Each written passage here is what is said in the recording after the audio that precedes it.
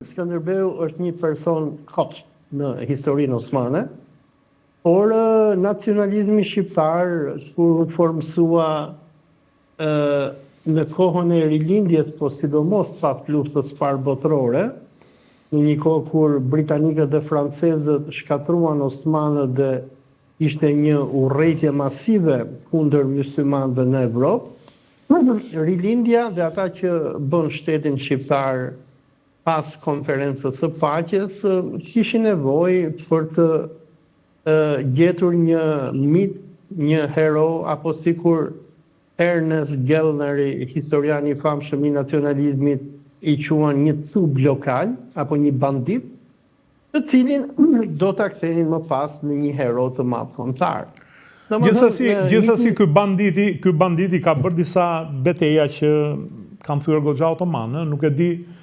Thuhet që 2 sultan kanë ardhur këtu dhe nuk e kapën dot këtë banditin.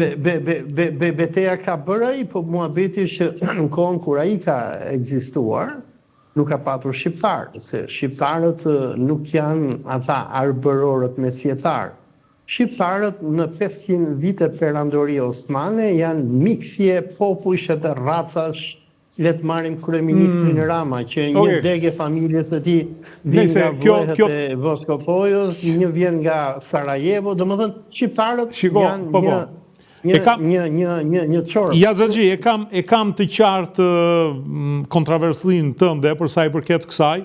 Padyshim që të gjithë kombet janë përzierje, kalimesh, racash, vetë Italia nuk janë pasardhës romake, por ke një problem të madh që duhet ta shpjegosh, sepse janë ca ishuj të paprekur nga zhvillimi 500 vjeçar, siç janë arbresht e Italisë, që ngjasojnë shumë me ne, me Toskët sidomos, dhe një pjesë e atyre që janë në Venedik ngjasojnë me gegët, në gjuhë, në doke, në zakone, në tipare.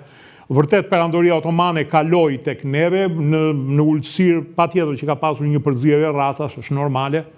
Por zonat malore kanë mbetur të paprekura sepse otomanëve nuk ju duheshin gjë, boll të paguaje taksën dhe për ta ishën rregull. Po jo kaq nihilist, të lutem, jo kaq nihilist.